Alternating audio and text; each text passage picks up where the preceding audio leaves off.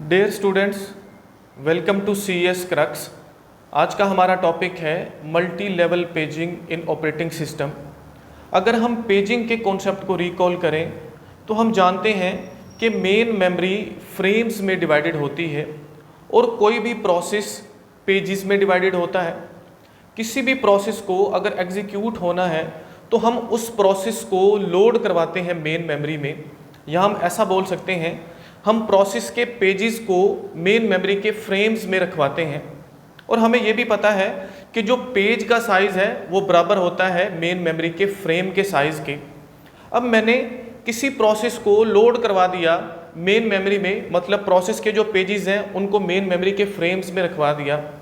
अब इस चीज़ को ट्रैक करने के लिए कि कौन सा पेज किस फ्रेम नंबर पर पड़ा हुआ है या कौन सा फ्रेम किस पेज को होल्ड किए हुए हैं, उसके लिए हम एक डाटा स्ट्रक्चर बनाते हैं जिसको पेज टेबल बोला जाता है।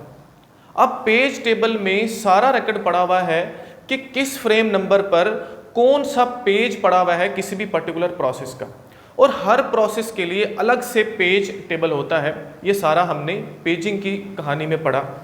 अब यहाँ से बात स्टार्ट होती है मल्टी लेवल पेजिंग की, लेकिन उससे पहले हम इस पूरी कहानी को डायग्रामेटिकली समझते हैं। फॉर एग्जाम्पल, ये है मेन मेमोरी और ये है हमारे पास एक प्रोसेस जिसको मैं प्रोसेस नंबर 1 बोलता हूँ।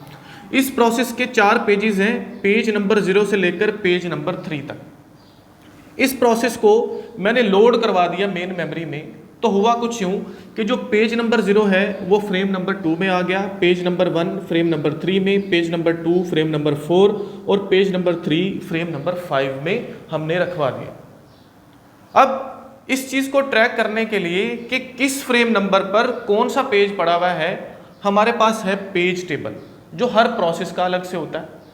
और किसी भी पेज टेबल के अंदर नंबर ऑफ एंट्रीज बराबर होती हैं प्रोसेस में मौजूद नंबर ऑफ पेजेस के। ये सारी कहानी हम पेजिंग में पढ़ चुके हैं। अब ऐसा है कि हमें यहाँ पर अगर आप देखो तो वो कहता है कि जो पेज नंबर 0 है, यहाँ पर जो इंडेक्स है ये पेज नंबर बता रहे हैं कि पेज नंबर 0 पड़ा हुआ है फ्रेम नंबर 2 पर, ठीक हो गया। पेज नंबर 1 पड़ा हुआ है फ्रेम नंबर 3 पर, पेज नंबर 2 पड़ा हुआ है फ्रेम नंबर 4 पर और पेज नंबर 3 पड़ा हुआ है फ्रेम नंबर 5 पर। हमारे पास ये रिकॉर्ड है।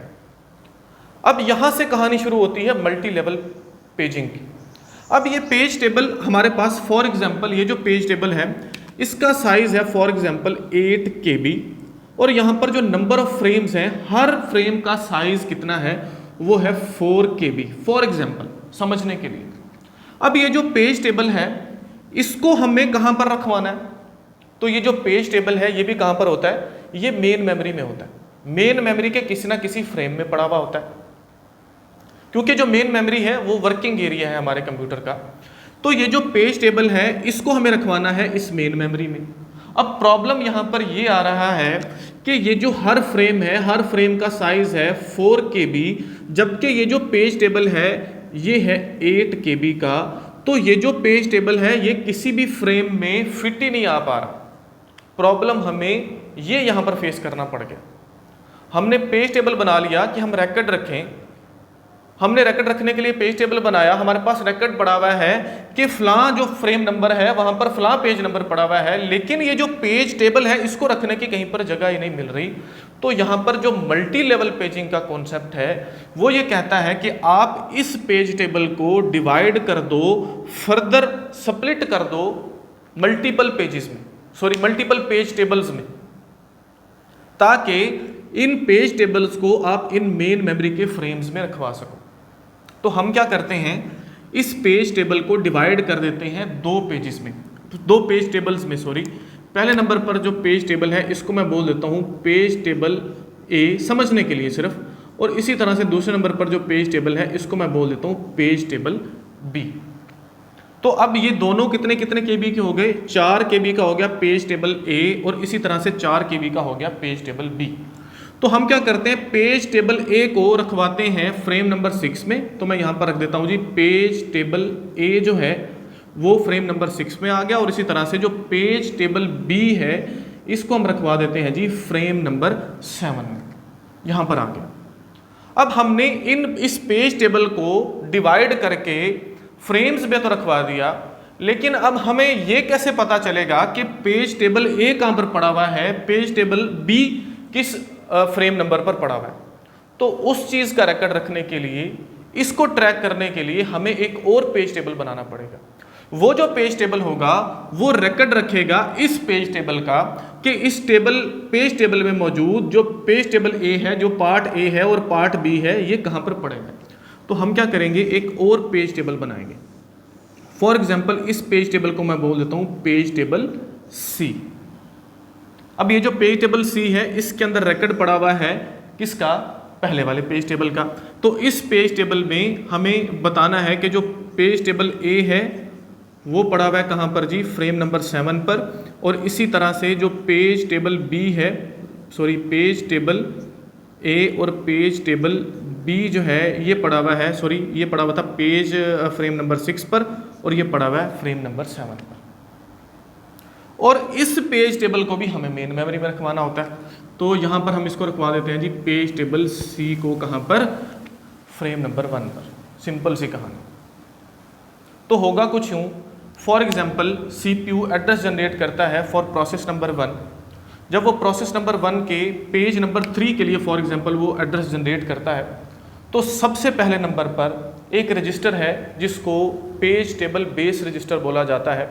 उस पेज टेबल रजिस्टर से हमें जो है वो मिलेगा पेज टेबल नंबर सी, यानी कि वो पॉइंट कर रहा होगा कि फ्रेम नंबर 1 पर पड़ा हुआ है आपका पेज टेबल सी।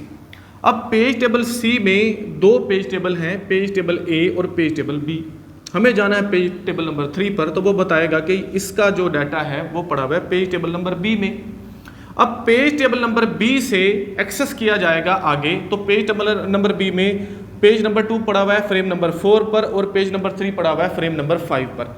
तो इस तरह से एक्सेस कर लिया जाएगा कि पेज नंबर 3 पड़ा हुआ है कहाँ पर, फ्रेम नंबर 5 पर। यह सिंपल सी कहानी है मल्टी लेवल पेजिंग की।